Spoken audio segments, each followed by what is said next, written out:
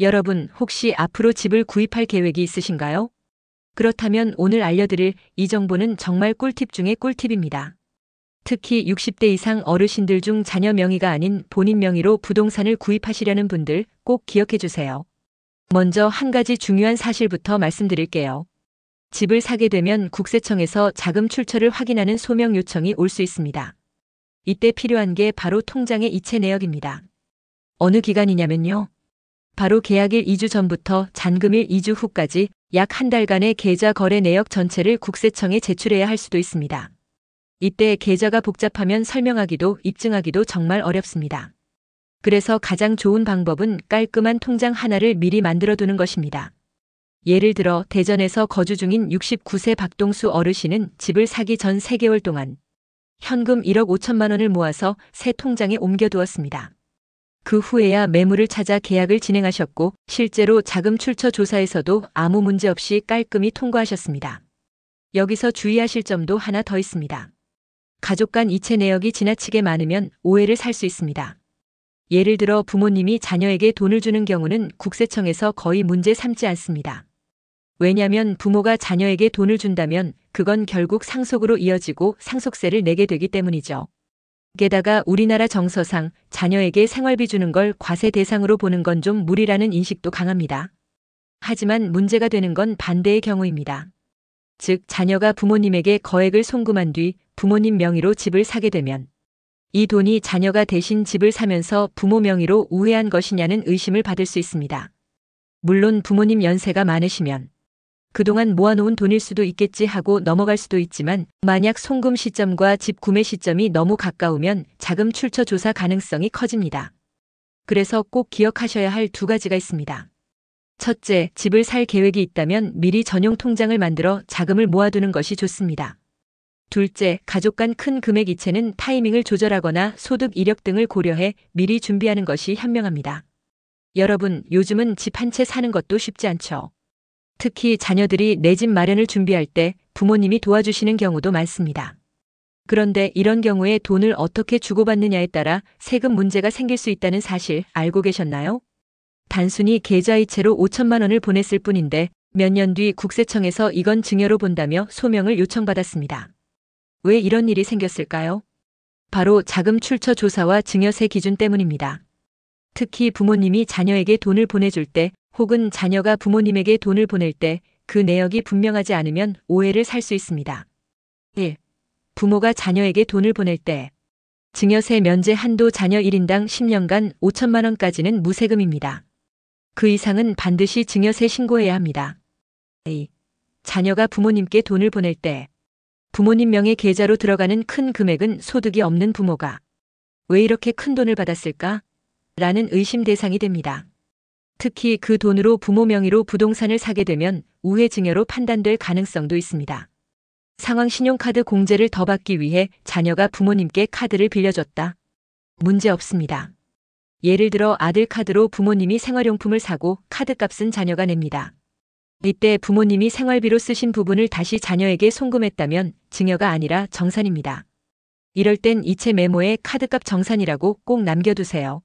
몇 년이 지나 세무조사가 들어와도 이 메모 하나가 상황을 설명해주는 중요한 증거가 됩니다.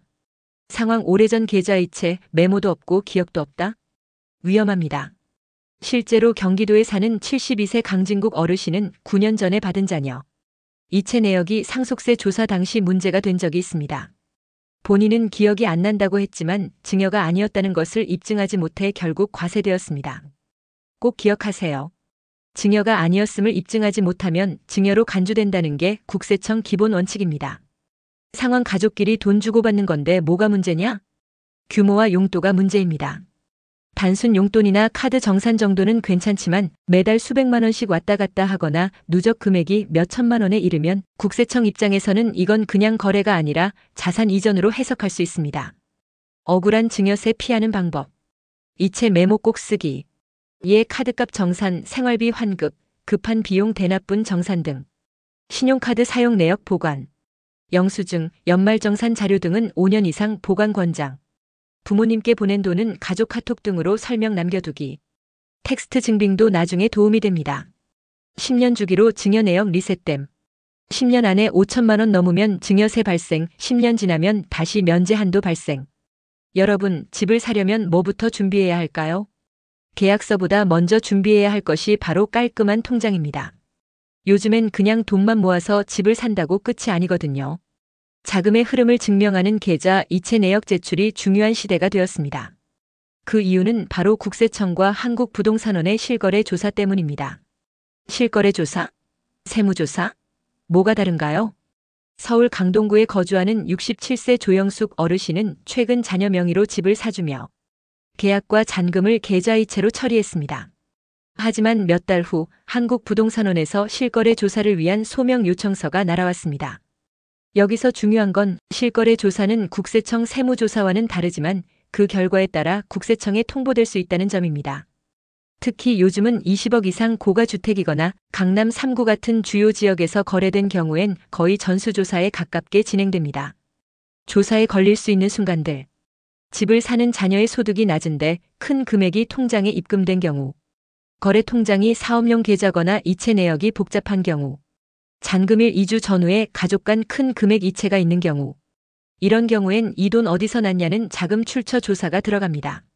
그때 제출하는 자료가 바로 계약일 2주 전부터 잔금일 2주 후까지의 통장 이체 내역입니다. 이 내역이 복잡하면 복잡할수록 불필요한 설명을 더 많이 해야 하죠. 꿀팁 깔끔한 통장 미리 만들어두기. 예를 들어 71세 이한길 어르신은 자녀에게 4억 원을 지원하기 위해 미리 새로운 계좌 하나를 만들어서 현금을 입금해 두었습니다. 그 계좌로만 집 계약 관련 이체를 진행했더니 자금 출처 소명 절차가 단 3일 만에 마무리됐습니다. 반면 기존 사업용 통장이나 생활비 통장을 사용하면 입금 출금 내역이 너무 많아서 설명할 항목이 많아지고 가족 간 이체나 알 수 없는 입금이 있으면 세무조사로 이어질 수도 있습니다. 자주 묻는 질문 부모님 계좌는 조사 못하나요? 많은 분들이 이렇게 묻습니다. 부모님 통장으로 집 사주면 조사 안 나오나요? 국세청은 금융정보보호법 때문에 개인 계좌를 함부로 열람하지 못합니다. 그러나 예외는 있습니다.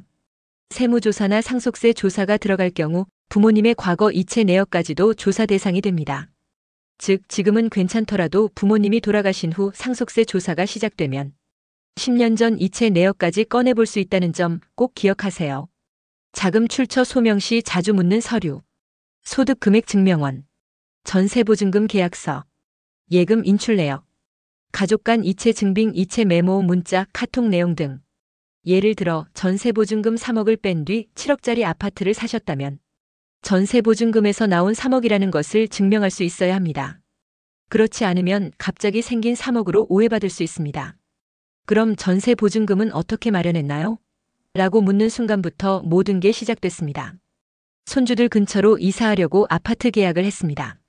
하지만 계약서가 채 마르기도 전에 부동산원 측에서 자금 출처 소명 요청이 날아왔고 그때부터 끊임없이 꼬리를 무는 질문이 이어졌습니다. 언제 태어나셨나요? 대출은 어디서 받으셨죠? 이제는 국세청뿐 아니라 한국부동산원까지 조사 권한을 행사하며 고령자라도 예외 없이 정밀조사를 시작하는 분위기였습니다. 특히 최근에는 사업자 대출을 통해 집을 구입한 고령층 사례가 문제가 되고 있습니다. 사업자 대출은 엄연히 사업 목적 자금인데 이를 주택 취득에 사용하면 대출 조건 위반으로 간주돼 대출 회수가 발생합니다. 실제로 69세 이정숙 할머니는 자녀 명의로 낸 사업자 대출을 활용해 주택을 구매했다가 한국부동산원 조사를 통해 은행 통보, 대출 회수 통장 정지까지 이어지는 어려움을 겪은 바 있습니다. 기억하셔야 할 핵심 포인트는 다음과 같습니다. 주택 취득 시 사업자 대출 사용 금지, 자금 출처 조사 양식의 대출 종류 및 사용처가 명시됨, 부동산원은 국세청과 달리 대출 위반 자체를 문제 삼음. 게다가 최근에는 AI 기반 세무 감시 시스템까지 도입됐습니다.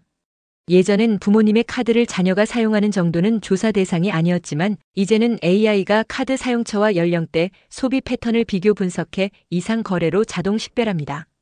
예를 들어 83세 김기철 어르신 명의 카드로 서울 강남 영어 유치원 결제가 이뤄진다면 AI는 이것을 증여 의심 거래로 판단하고 즉시 조사 목록에 올릴 수 있는 것입니다. 그 결과 소명 실패 시 곧바로 증여세 부과로 이어질 가능성도 커졌습니다. 이제는 단순히 자녀의 생활비나 손주의 학비 지원도 현금, 카드, 계좌 이동 모두 AI 감시 대상이 되면 과거에는 넘어갔던 부분까지 다시 문제가 되는 시대가 된 것입니다. 이런 분들은 특히 주의하세요. 서울이나 수도권의 자녀를 위해 집 한 채 사주려는 시니어 부모. 퇴직금이나 상가 매각 자금으로 고액 부동산 취득을 고민 중인 분들. 사업자 대출로 자금 유동성을 확보해 집 마련을 고려하신 분들. 이제는 단순한 서류 준비를 넘어서 대출의 종류, 카드, 사용처, 소비 내역까지 꼼꼼히 점검해야 하는 시대입니다. 단 한 줄의 실수로도 대출 회수, 증여세 부과, 세무조사로 이어질 수 있다는 점을 기억하시고 반드시 전문가 상담과 서류 정비를 병행해 안전한 노후 자산 계획을 세우시기 바랍니다. 아니, 그냥 자녀한테 카드 한 장 준 게 그렇게 문제가 되나요? 사실 많은 어르신들이 이 부분에서 혼란을 겪고 계십니다. 서울 도봉구에 거주하는 75세 안기호 어르신도 최근 이런 상황을 겪었습니다. 평소처럼 자녀가 사용하는 신용카드 명세서를 보다 보니 몇 달째 학원비, 병원비, 외식비까지 어지간한 생활비가 모두 자신의 카드로 결제되고 있었던 겁니다. 그런데 최근 국세청과 부동산원은 AI 기반 조사 시스템을 도입하면서 카드 사용 내역도 자동 분석 대상에 포함되기 시작했습니다. 특히 거주지, 나이, 직업, 소비 내역을 AI가 자동 비교하며 상식선에서 어르신이 결제했을 리 없는 항목을 추적한다는 겁니다.